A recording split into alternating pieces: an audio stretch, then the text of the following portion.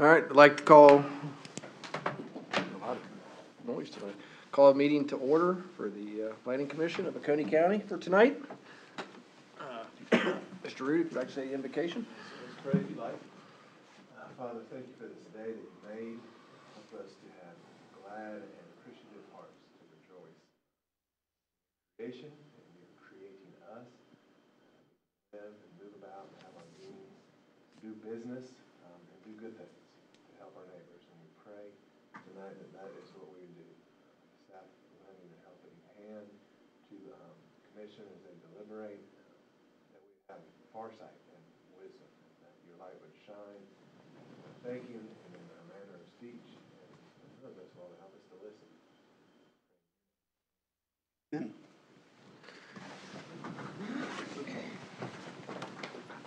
Mr. Pearson, would you lead us? I pledge allegiance to the flag of the United States of America and to the republic for which it stands, one nation, under God, indivisible, with liberty and justice for all.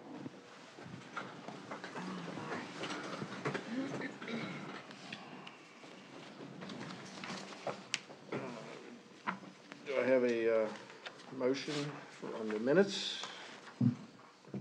Make a motion that we approve the minutes as read, as submitted. Second. Any discussion? All those in favor, signal by saying aye. Aye. Any opposed?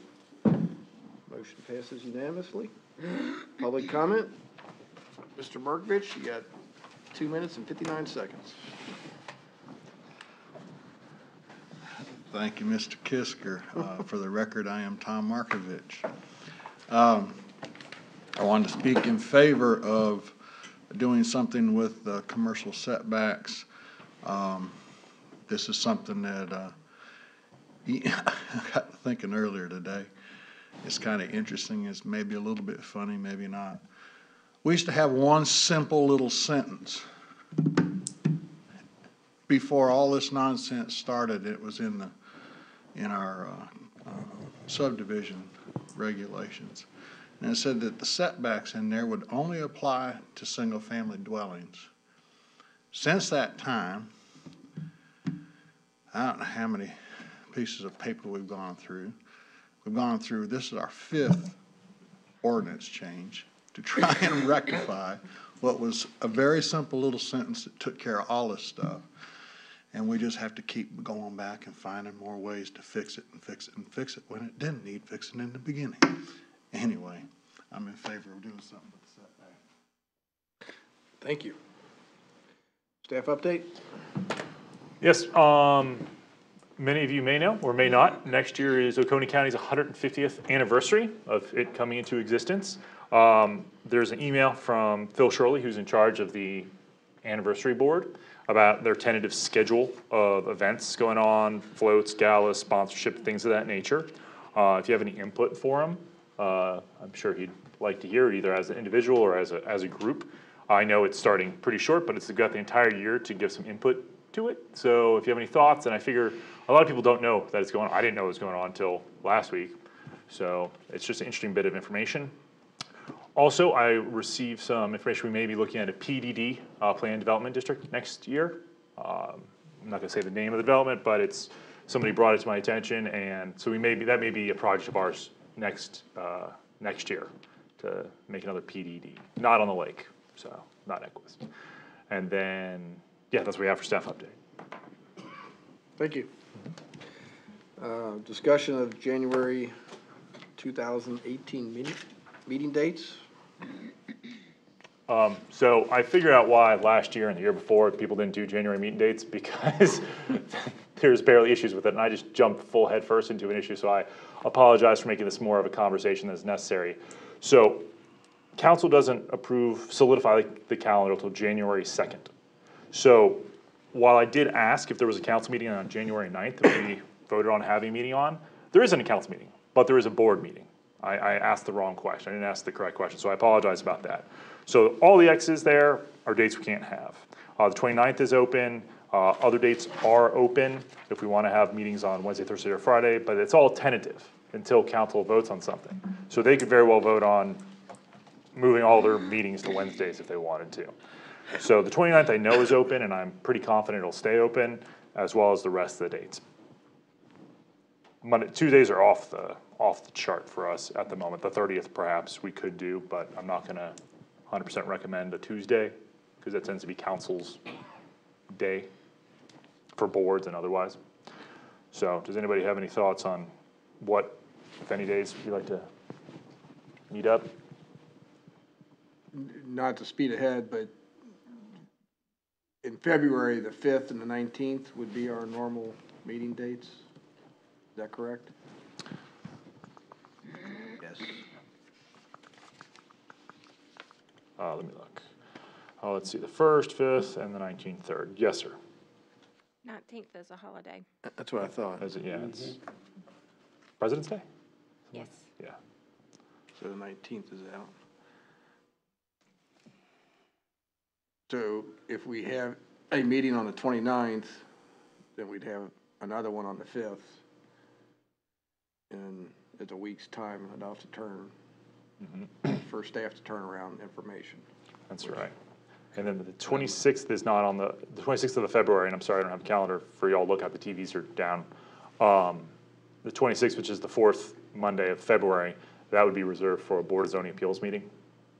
So unless we wanted to come, I don't really think earlier is good for anyone. Earlier meeting is good for anyone, but maybe it is. And that could be like a floating meeting date, but we wouldn't know until like the 5th of February if we're gonna have a Board of Zoning Appeals meeting on the 26th or not. But we could look at the other dates and times. I'd recommend Thursdays or Fridays, or Wednesdays or Thursdays. Wednesdays are out for me. Okay. All right, let's not look at Wednesdays. What about Thursdays for January? So we're back in January, okay. So no Wednesdays.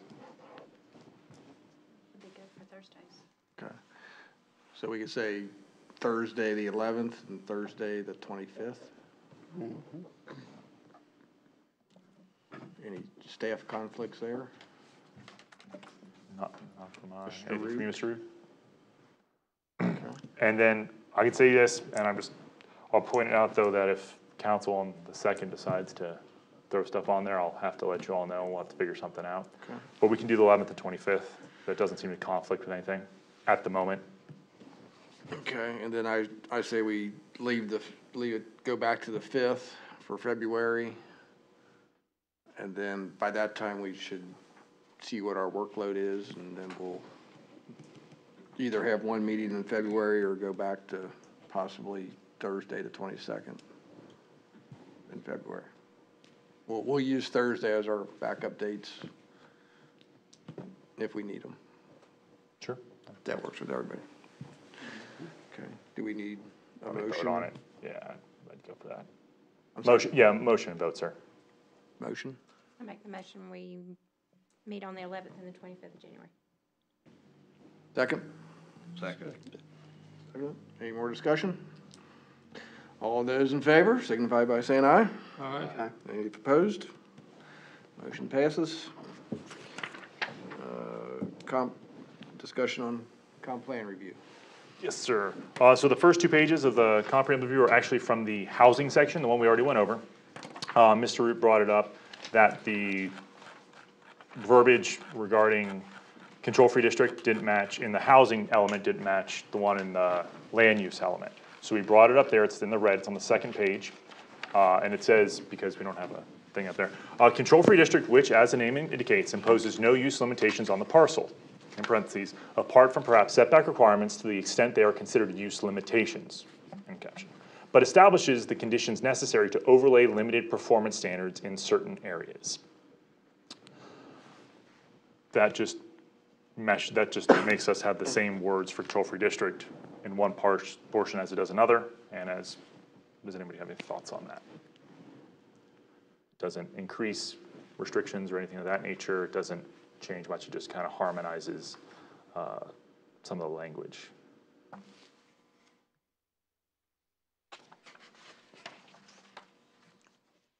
So if everyone's good, I think we're good. no news is good news, okay. Economic development element was done in whole, thankfully by Erica Hodge and Mr. Blackwell of the Oconee Economic Alliance. They went through a lot of work in a very short amount of time. You can see by the heavily highlighted version on your tabletop, they just completely tore the old one apart and put it back together in a very short amount of time. Some of the interesting items in this is probably a very interesting section as well, looking at where we're going, is on the table 10 is the age distribution, and we're losing by almost whole percentages, and that's table 5, which is the 10th page. We're losing the younger end of the spectrum and gaining the higher end of the spectrum of population. So it's a graying of the population, so to speak. So it's something to look for as far from a planning perspective in the future, going ahead.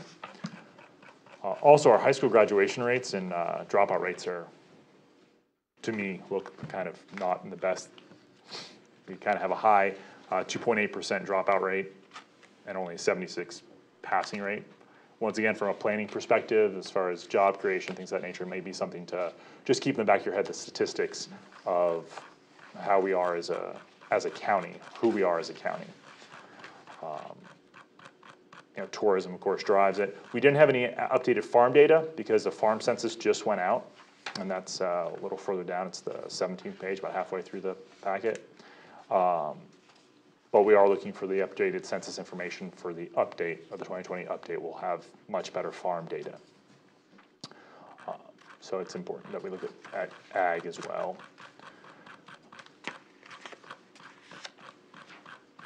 Scrolling down here.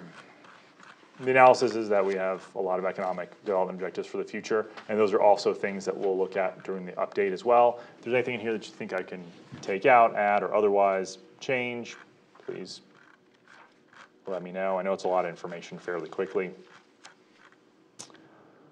All right, I'm going to transportation element. We didn't really add too much. I did take out a couple things, or maybe to take out, I just kind of redacted anything that didn't have reason to be in there as far as a goal. There was a lot of information in there that didn't necessarily, at the end, when the goals and analysis didn't kind of play into it.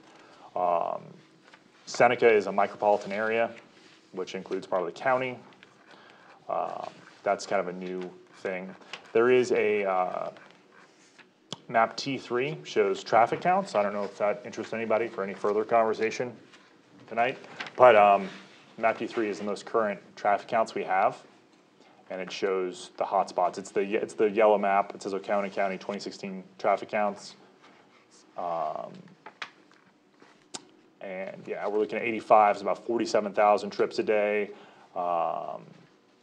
76 123 looking at about 22,000 trips a day, and Wells Highway is looking up to 12,000 average daily trips.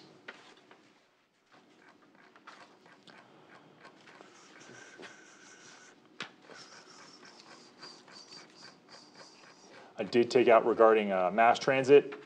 Money in mass transit's always lost unless they do unless there's land use involved with it.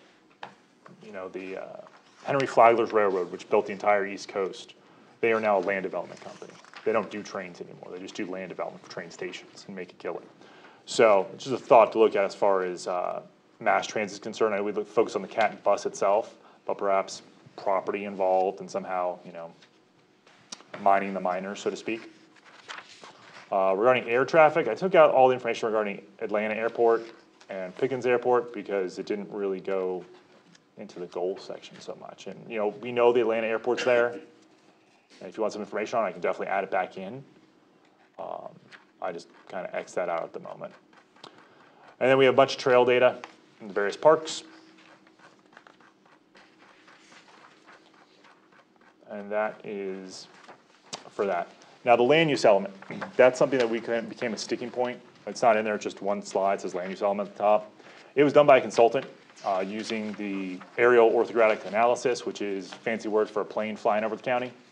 And I mean, that plane flight was $165,000. And then they did a parcel by parcel analysis of every single piece of property in this county, which is great for the update. If you'd like for us to do that for the review, I'll see you in a couple of years. Yeah, I don't.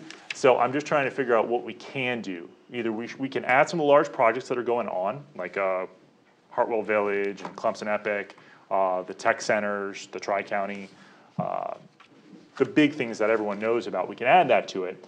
But as far as doing a land use survey, as for what exists and doesn't exist in the county, I think it's beyond our scope to get to you for the 2015 review.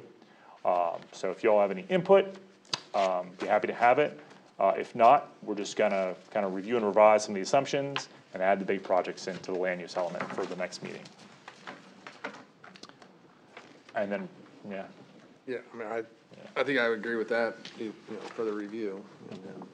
And then priority investment, since this is all state mandated, but the priority investments are the hard numbers that have to be, algebra has to be used. And so we're just waiting to hear some numbers back and get, double check all the math before we present it. I don't want to present anything that is false. And that's the comprehensive plan review up to the last two elements. Okay. Does anybody have any questions? Comments? Input? I don't need to vote or anything. That completes all the elements. No, I have two more elements left, land use and priority investments, and we'll get that to you for the next meeting. Okay. If we can get everything put together as far as numbers and what other projects, and we'll have those for you. And at that point, we can look at voting on, we'll clean up all the other elements in the meantime, and hopefully at that point in time, I can hand you a binder, and you can say, hey, this is what we want to vote on to send to council. Okay. Any objection to that from anybody? Okay. All right, discussion on corridors. Mrs. Kamick sent Mr. Kisker and I a letter, which I've kind of abbreviated, and I put on slides as corridor discussion. And the council instructions were, the priority one was Highway 123 to mitigate traffic and make safer roadways. Your slides aren't turned on? Yes, sir, I know I can't get TV to work. Okay. Thank you. The second priority is to identify alternative routes to also see where the traffic's going. And a non-priority is design and signage. So, to that end, if a staff recommendation is to do a traffic research, not to call it traffic study, but traffic research to see what exists as far as what's already there. Because some people said they don't see any traffic. Some people say they see a lot of traffic. We all travel this as a singular entity. Well, let's see what all the data together says. Is that something that we can do something about, or is that DOT that has to handle this anyway? As far as like a study goes, No, as far as actually doing something about the traffic. we can, when the gentleman from SCDOT came to the meeting, Oh, wait, no. all right, so the gentleman from SCDOT came, and he's like, if the county sets some standards, they can work with SCDOT. So for curb cuts, for instance, we talked about that a lot. SCDOT said, okay, well, you have to go talk to the county about your curb cuts. So yes, we can work with SCDOT to a degree. However, at the end of the day, if we want any major roadworks done, if we want to say reduce lane size or add in trees to slow down traffic, not in the road, but on the side of the road. It's on mic here, I gotta say everything correctly. Ultimately, we would be paying for that. The county would pay for these things. But SCDOT, I believe, is open to working with the county for this information, for making things safer. You had mentioned traffic counts earlier, that map T3 shows the 2008. Did you say that there was an update to that, or that is just what we have? We have a variety of numbers because not all, they don't come do it in one fell swoop. So we have stuff from 2008, we have stuff from 2016, we have stuff from 2007. So the stuff around 123 on Wells Highway comes from 123 Clemson Boulevard comes from 3 different year sets, which they may even have more numbers coming out next year. 2018. So the numbers that are on that map come from the best data they had when they made that map. So that could have been 2016, 2015. And the county is asking us to Look at mitigate traffic issues and make safer roadways. So traffic and safety in regards to traffic and vehicular traffic. And I will share this with the group. I took the time today, after I saw this, I took the time today and I spent the afternoon making that drive. I left the house, I went up 123 bypass, took a right and went down Shiloh Road, came back around through Clemson, headed up that way towards Seneca, went around the airport, came back down, finished coming out 123, took a right, went up 123 to the Food Line. I just spent the day touring the place that is supposedly the nightmare of traffic. It's a nightmare of traffic. It is. And when I think about what is going to happen in that spot when that shopping center there opens, we haven't even seen a nightmare yet. There were a few little ideas that struck me driving. Well, gee, if we had a place to go there so we could get there, that would help, you know. But I'm not a traffic planner, so my ability to come up here after that, I can honestly say the only thing I could think of was, there were two things. The first one was we need to take a hand and put it on that shopping center and think about all the places where traffic is going to go in relation to that center and think about how we're going to route traffic places. Because Shiloh Road seems like a perfect place, but if we're not careful with what we do, we're going to route it directly over there to High Point, which is already a nightmare and is going to be a much worse nightmare in the future. If you route it straight up Shiloh Road, then they're going to come into the backside of Seneca, and we don't have the authority to make Seneca change what they would be viewing as they came into Seneca, which would not necessarily be a desirable view if tourism and inviting people in is our goal. And when I went up Old Clemson Highway, all I could think there, since it's never been part of any of our conversations here, was, oh my gosh, these people have no idea what's fixing to hit them. If they haven't already seen an uptick in traffic from people coming out of Kiwi and turning left right there onto Old Clemson Highway and coming down as if they're coming to that mall. So, and I tell you all that because I'm not qualified to make this call. And I'm not sure that any of us are, and I'm not sure that anyone on council is. And as bad as I hate to ask the county to spend any money, I think we're at a point where we really need some professional help. They need to look at, because those companies, they know how to predict what change is going to come. They can talk. I mean, we're not told about incoming projects. There are things in the wings that we know nothing about. And they would have the authority then to go, what else is coming? You know, what else are we going to have to deal with in the future that we don't know about? And the people would be honest with them and say, well, you know, we've got this in the works. To me, a professional company is the only way to go as far as looking at how can we mitigate this issue and make it safer for people to drive. And not just safer, but, you know, it shouldn't take you 35 minutes to get off of Old Clemson Highway onto 123. If today was a nightmare for you, that was only a fourth of it because there's no Clemson students right now. Oh, I They're know, gone I know. home. I mean, this is So, good. yeah. This was a good day. I wouldn't have done it if this had been a Clemson day. Yeah.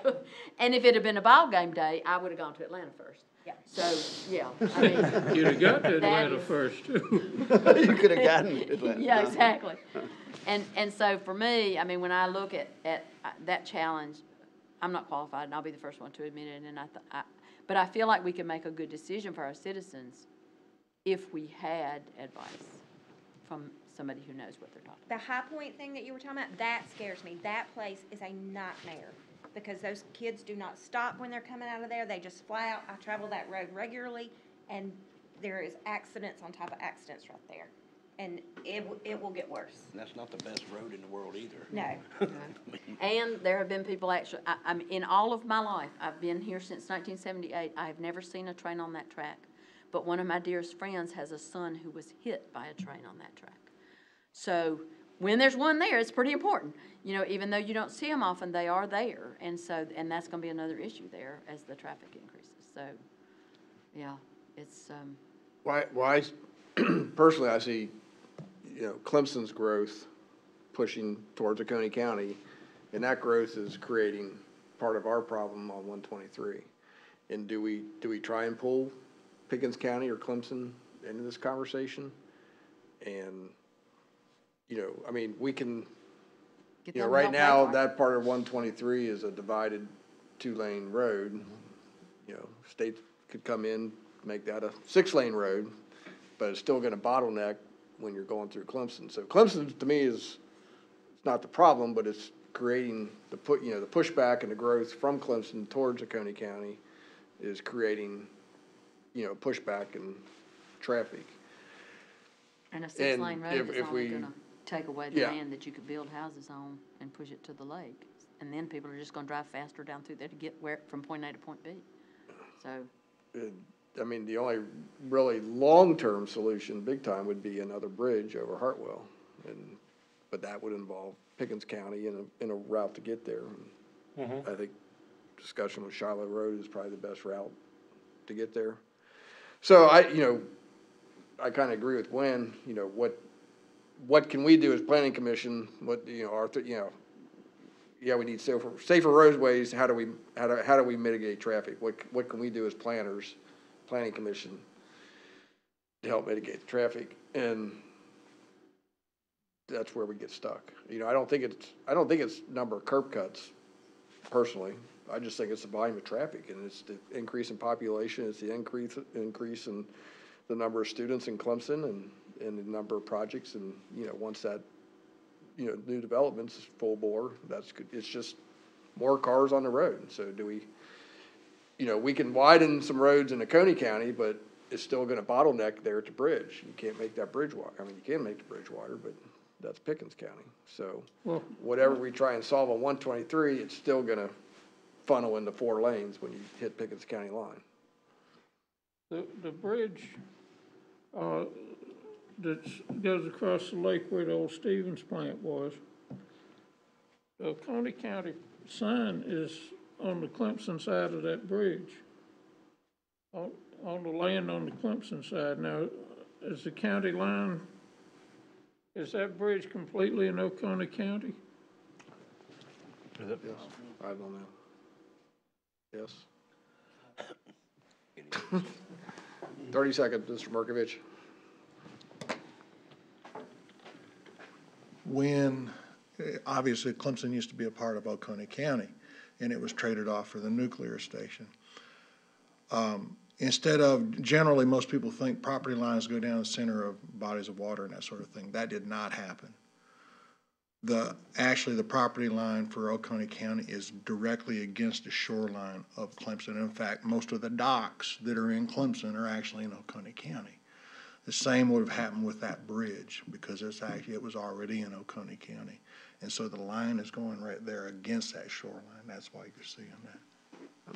So basically, if we double up the bridge, we don't have to deal with Pickens County.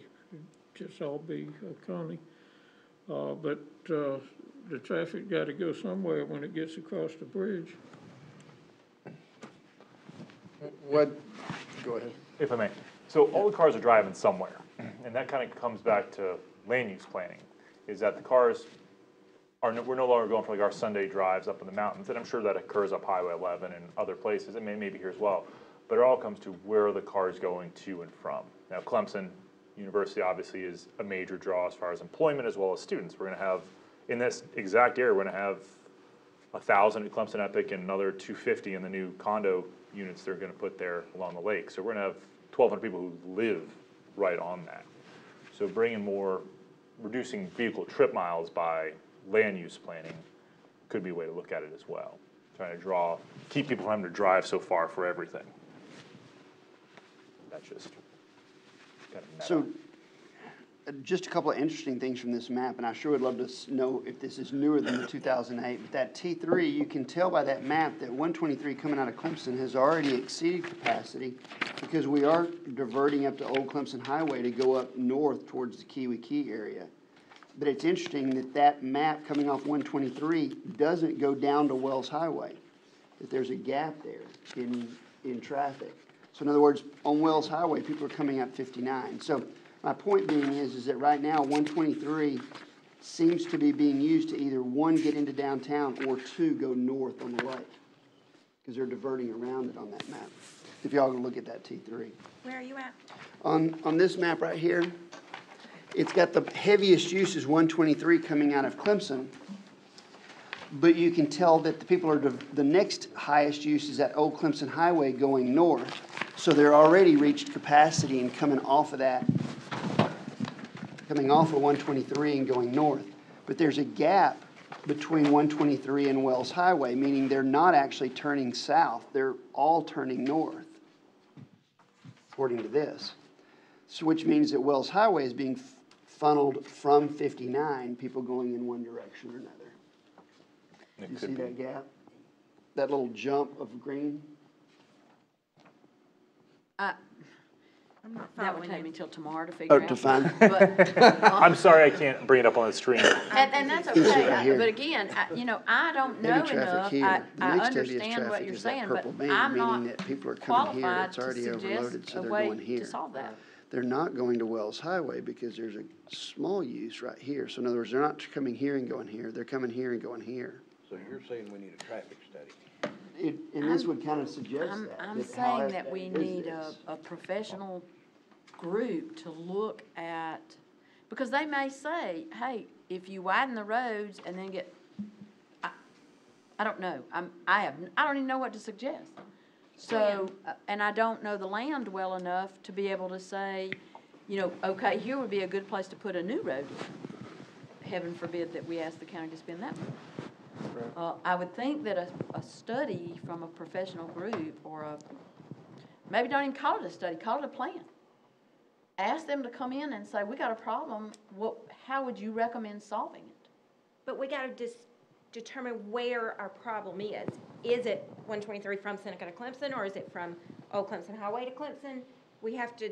Yeah, and let them do that. Let them look at it and say, I mean, to me, they ought to look at the whole county because, again, I see if you take Shiloh Road and route people in the backside of Seneca, Seneca's gonna wish they never did that.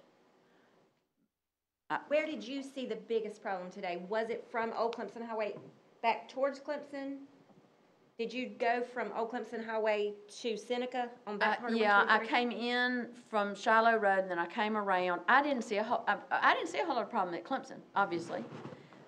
But I was shocked at the amount of traffic that I saw off of Old Clemson Highway and the backup of traffic there trying to make that turn. Like the traffic sitting between Food Line and the gas station? For me, yeah, I was actually trying to turn right and come back down 123, and I was like 17 cars back. So that's a lot of cars for me. And it shows you right there. So, you know, what map you keep saying T3 is the one with the little red dots on it? Yeah. No. Mr. Johnson, I put another map on your desk, and the updated one, you should have Maybe another I don't map on have there. that one, because I can't find But it. still, it's still not gonna be super legible, super Okay. I comprehensive. must It not still have speaks to that what now. exactly you're saying. It's the same okay. numbers. But again, you know, just sitting there, what I thought, sitting there where I was, I said, wow, if they had a driveway that went behind 7-Eleven and connected to 123, if I was going that way, that would be great. But I noticed that a number of the people in front of me, because it made me miss the light for the third time, were not. They were going across the intersection and were delayed by people trying to turn left. And so they missed the light to go straight across. And I wondered, well, what are you doing going straight across? Because that also connects to Shiloh Road. Is there And a why turn would we right build there? why would we build a curve, an access thing to 123? I mean, because if you've come down Old Clemson Highway, you're probably not going back to Clemson. So that would, you know, that was one of those dumb thoughts. It just looked convenient for me. It didn't make sense as a whole, though. But I have no idea. I mean, I can't suggest anything. I'll be honest. This is beyond, this Well- is above my pay grade. And again, if you're going, I mean, there's no doubt that more and more people are using Old Clemson Highway, using Wells Highway. But again, the bottleneck starts there. But to me, the bottleneck really starts once you cross the bridge at the Clemson and you hit Well, yeah, eight and I traffic mean, I lights was- before I- you get to College Avenue. It's been a And long that- time since I've seen the, Yeah. I had not seen all the buildup there at the new Right, shopping so- center. So that was a What, shock to me. what do you but- think council's taste is for paying for a survey or a professional to help us? in I'd this be happy to endeavor? ask them that question, sir. I have no idea how about money felt, although a good back of the envelope calculation for a road, if we're gonna talk about putting access roads, other roads, widening roads, you could say $1 million a mile for, two 12-foot lanes. So spending 20 or 30 or 40 grand on a countywide traffic study would be worth it, as opposed to saying, hey, we should lay in 1.5 miles of road. I mean, Right. the research up front couldn't hurt. Now, I can provide with a cursory traffic study, traffic research of of the available information now, and kind of give you all like the cliff notes for it. But providing a long-term countywide systematic roadway plan may take a little while longer. Well, and I think, just to throw this figure out at you, for every mile of 4-lane highway, you eat up 100 acres of land. I believe that's correct. So if I was a person on 123 and we're talking about widening 123, and those people are gonna be paid probably not the most desirable development price, they're going to be paying the lowest possible price that they can get it. For to expanding put the road. highway, They've got a lot, they probably do have enough room to put another, a lane on each another side. lane in. But also, you can't build your way out of traffic. Right. It's Atlanta, LA, they have the biggest highways, some of the biggest highways in the world, they have the biggest traffic in the world.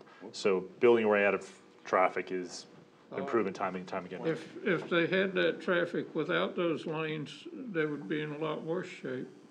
Well, Charleston just widened theirs going into Charleston, and it sure didn't help a whole lot.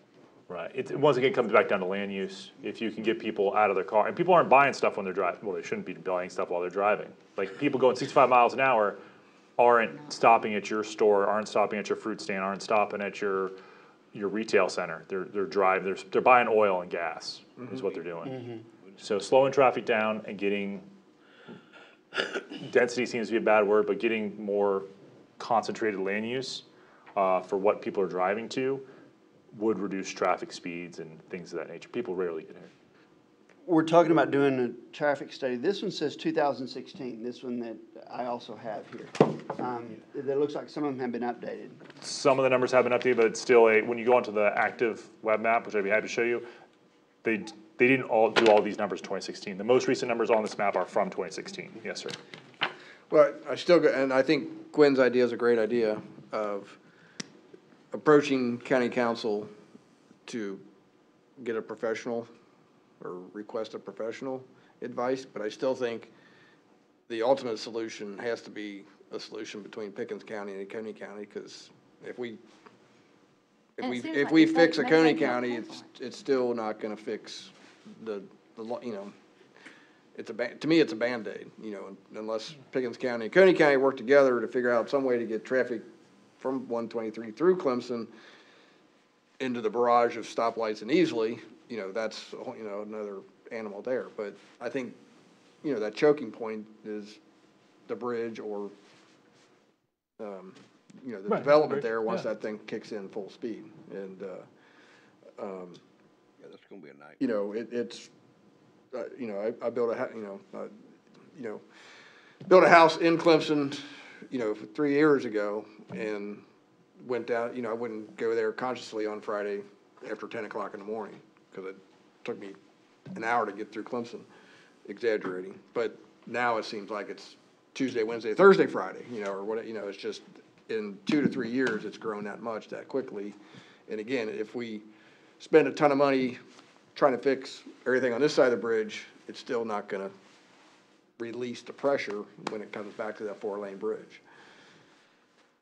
We could definitely reach out to Clemson, And to that- Greenville, and Seneca as well. I mean, that's another, Yeah. another point right there. I mean, this could be a concentrated effort. I think part of the problem is there is so many people in that very small point at the university. I mean, it keeps growing. There is, constantly building more, apartments, condos, student housing, whatever, but they're not adjusting their roads at all. So it just keeps pushing further and further and further back into us. And without them, no matter what we do, it's not gonna do anything. But, that's why I say, and we can't even predict what it's gonna be like when High Point's full. Right. That's gonna be a terrible nightmare.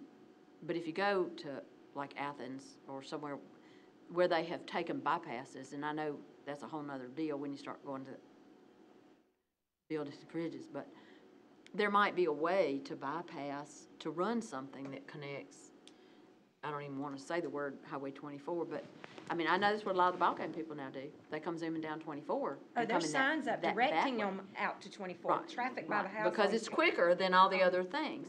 But Saturday, again, Sunday. if we had to look at the possibility, if we had a professional group who could say, well, gee, if you would just do this, it might be that we could help with that.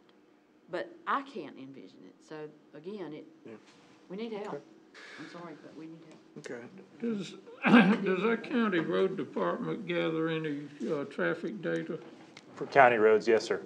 And we can request on county roads them do like traffic counts, things of that nature. Ones for like one-offs, like for fairs and special events are good, but for like long-term, figuring out how much traffic's there, it really needs to be at least a few months of data. Getting them to figure out, make sure there's not like pulses of like Clemson traffic or game traffic, things of that nature. Well, do they have records? Do they have traffic data ongoing?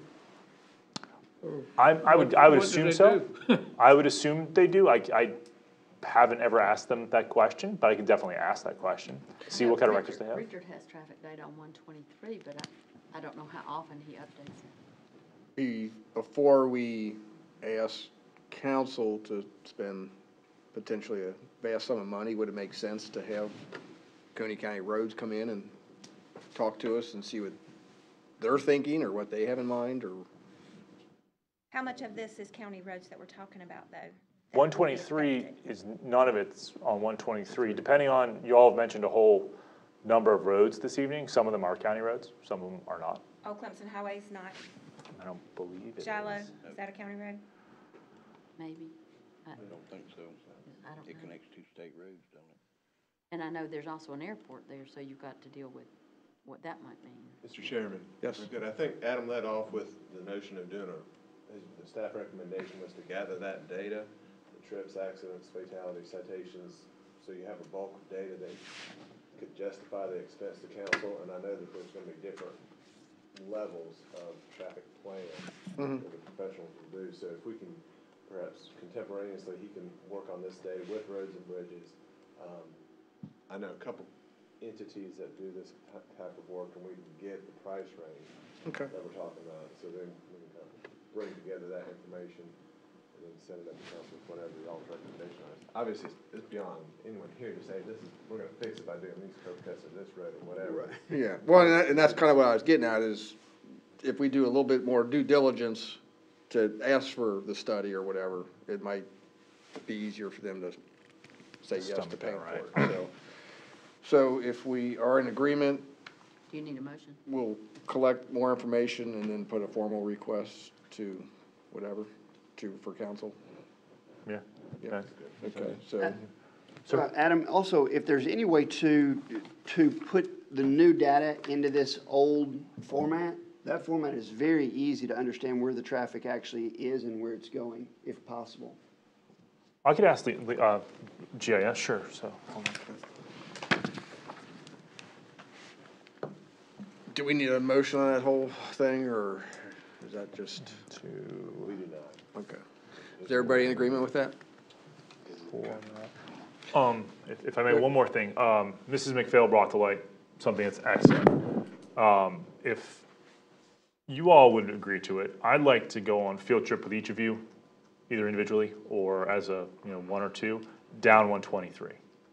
Because Mrs. McPhail's problems just came to her first light, or if maybe you all could take the time to go run that stretch, one or two. But I think a field trip is worth as many slides or studies as I could put up here. And I know you all know it, but if you drive down the road with the mindset of, I wonder what a curb cut could do, I wonder if a traffic circle could do, or what have you. I'd love to go with you, but if not, if you all could just make some time in your next month or so to go just run a little field trip. And if you want me to go with you, just holler. So that's my only other Are suggestion. you buying lunch or Yes, sir. I'd be happy to show you a restaurant I'd eat at. if we can get in? Yeah, I know a guy. That knows a guy. All right, moving on. Number 10, discussion on removing commercial setbacks within control-free district.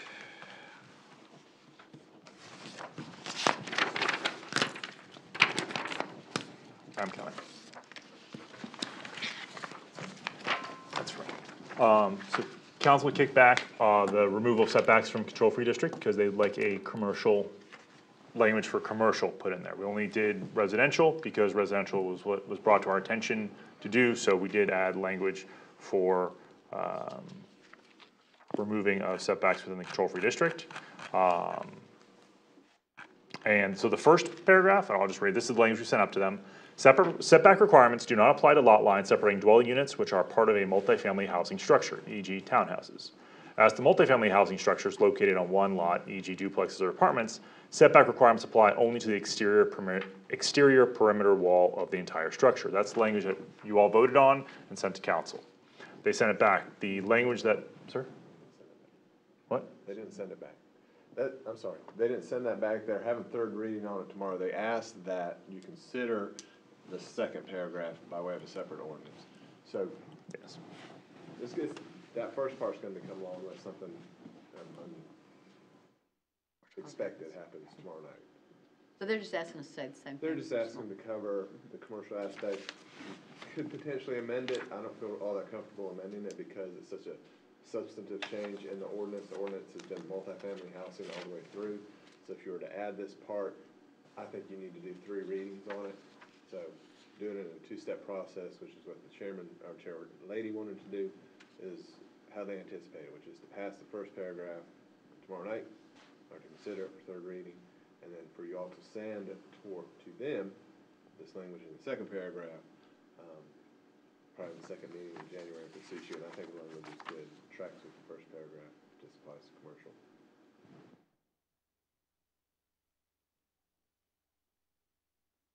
Okay. So do I have a motion for that? So moved. Do I have a second? Second. Any more discussion?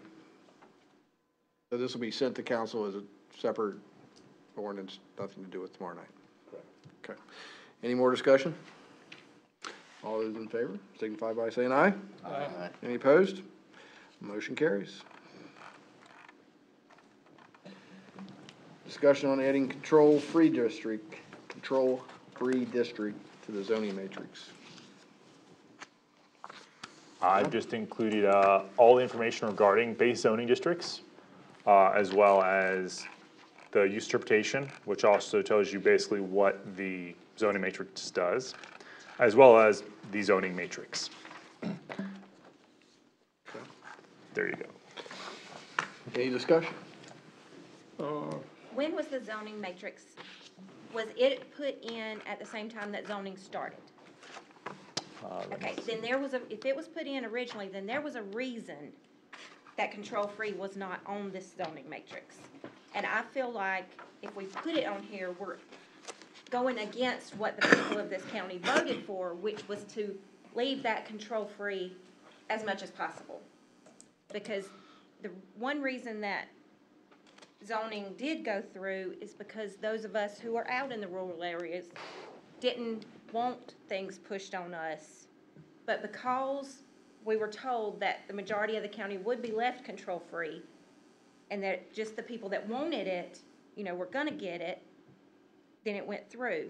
And I just feel like if we're adding control-free to this matrix, it's making it one step easier to start taking away our freedoms out there. My opinion. Mr. Chairman? Yes. To address that, I believe, Ms. Lyles, when it was initially written, control free was initially put in there, it says it's not gonna be governed by chapter 38. That's why it wasn't on the use matrix. And then it was just gonna be essentially the chapter 32 performance standards, you know, strip clubs and tattoo parlors, those things are gonna apply like they do throughout the county. But then in 2015, they added setbacks to control free, and it made it really a part of chapter 38. So I think that's why it's being considered more of a zoning district. But why it wasn't on the use matrix back in 2008 is because it specifically said it's not going to be regulated by this chapter. So that changed when they moved the setbacks over. Right, so we've already started eroding away by putting setbacks in. We've already started doing away with the initial intent of the control-free zone. Well, I'm not arguing, I'm just giving history. If we put this in the matrix, we're gonna start confusing everyone that thinking they can go back and forth. This was an initial zoning. This was a top-down zoning that the council did to us. But this is not a zone, at least in my thinking, this is not a zoning classification. This is not something we can go back to if you go to whatever. If you're in traditional rule, you can't go back to this. If it is added to this matrix, it needs a disclaimer stating that point, that this is not something you can go back to. This is only here to let you know what you can and can't do in a control-free thing. I don't think it needs to be in there. It's just gonna confuse people even more. They're gonna think, well, it's in the matrix, I can go back to it. And it's just gonna cause more confusion. I think it needs to stay where it's at. Just leave it out of there. Only put in that matrix what you can go back and forth to. Because if you want it in there, then you're gonna have to put that disclaimer telling everybody that this is just here for informational purposes. It is not a zoning classification that you can go back to. If not, you're gonna confuse everybody that is not already confused by our zoning ordinance anyway. So here's two good arguments of why it should stay in a performance standard and not in the matrix. Are you all seeing as staff a reason why it really needs to be over there? No, sir, I don't have a pressing reason why it could go on there. For clarity, it could go on there, certainly, if people wanted to put it side by side with the other zones to see what is allowed, and even if it was all Ps and S, Ps being permitted, S being special exemption, like for cell phone towers per se. It perhaps from just some people like looking at charts, it wouldn't change the setbacks. It wouldn't change how hard or how easy it would be to add more restrictions or take restrictions away from it. Can we add a chart over in 32 in the performance look? But Or just you go for don't one get thing. like 97 calls a day asking, because they're not clear on how to read what's allowed in control-free and what's not. Oh, all the time. versus People ask me all the time what the control-free district is. They have no, like, either someone's brother-in-law has told them they can do anything they want to in there, or there's someone from out of town saying, so what's your parking standard for control-free? What's your vegetation standard for control-free? How big can we build in control-free? Control-free, I mean, if we're looking for some clarity, to changing the name would be probably helpful, but I don't know that that's necessarily the topic of this evening. But people ask all the time, what can I do in my zoning district, control-free? What is it? It's a pretty, I'd say multiple time a day, people, what is it? But I mean, is putting it in the matrix gonna solve that problem? For some people, it may. I don't know that just scrolling up, because control-free district is the first zone in the non-zone in the zoning district thing. The first thing you scroll down to is control-free district. And it tells you what you can, and well, you can do anything you want to. So adding some clarity could potentially be good, but at the end of the day, people calling and me just saying, hey, you can do this also works. It doesn't, moving into the zoning district, into the zoning matrix, or not moving to the zoning matrix won't affect the phone call. I don't believe it will affect the phone calls I'll get. However, if you want to put it in there, putting a little addendum on there, like a little asterisk, you could do as well. Well, 80% of our landowners have voted over 10 years. They've had 10 years to join the zoning matrix and have chosen not to. I don't think we should force them into the zoning matrix. Brad, is this one of your, if it ain't broke, don't fix it? No, that's, the few people in Oconee County that wanted to be zoned are zoned. No, that's why I'm asking Brad. This is on here, but if we don't need to fix it, if it's not broken, then we don't need to do this. Well, I mean, my personal opinion is, you know, it is a zoning district by default, or by default, I guess. And with 78% or 75% or 80% of the county being control-free, then it's not on the matrix. That just doesn't, you know, and again, it's not, you know, it just doesn't, you know, it's not gonna change anything. It's just gonna help. Part of the thing is we have to go to chapter 38, we gotta go to chapter 32, we gotta go here or there to find all the information. And, you know, why not have it on the zoning matrix with an asterisk, you know, saying, you know, this is a district, very unregulated or whatever, you know, it was, you know, or land that was parked and, you know, with the initial ZEO and, you know, whatever asterisk that needs to be, but it just seems with 80% of the county not being on the zoning matrix, it just doesn't make sense. But if there's a consensus to leave it off, I mean, we're not changing any use or any rules that have not been changed already, as Mr. Root indicated. So it just puts all the information in one area, and it makes it easier to find versus. If you put it on the matrix, a lot of those Ps are gonna turn into X's.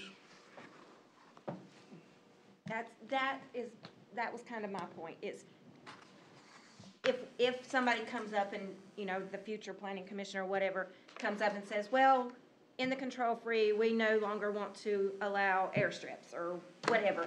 All it is changing it to a P. Whole lot easier paper-wise to send up to council just to change a P than to go through all of this. It should be hard to change control-free onto the matrix. They can do that now. They can change all these. I mean, I'm against putting it on the matrix, but they can add restrictions now just as easy, whether it's on the matrix or not. It just doesn't need to be on the matrix. And I don't care one way or the other. I think it's pretty clear what it says, where it says what they can and can't do. And I know it's harder, Brad, to look things up. But people need to quit being so lazy. But I, you know, I have no feeling one way or the other. Yeah. Well, I mean, to me, the whole thing's just confusing. You know, general use would have been a better name than control-free, as we've said several times, but it is called control-free. It's not on the matrix. It just seemed like it was logical to put it there since 80% of the county is control-free. I don't think it'll make it easier or harder. You know, not gonna go to the mat for it, but again, just trying to consolidate and make things easier to find and for people to, yeah, I can do this, I can't do that, I need to ask, what have you. So that was my reasoning for bringing it up and, whatever, but if there's not a strong feeling for it and. Can I make a motion? Yeah. I'd like to make a motion that we leave it as it is. A second. Any more discussion? All those in favor, signify by saying aye. Aye. Any opposed? Ayes have it. We'll leave it as is.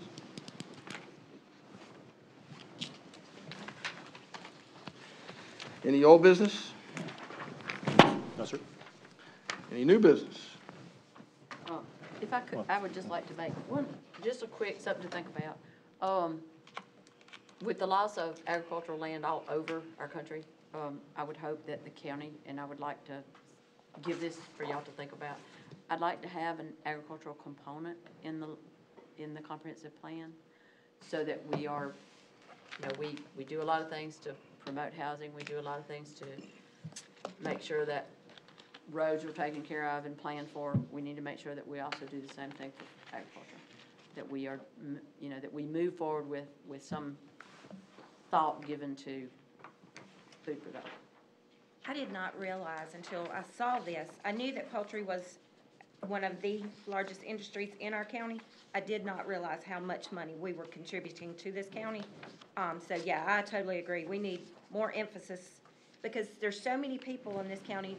Me, as a poultry producer, who has had to go to meetings where people are griping and complaining about agriculture in their back door, they need to know how much money is contributed to this county by the agriculture in this county, because I think they would be less likely to complain about it if they knew how much they would not have without the taxpayers, the agricultural taxpayers of this county.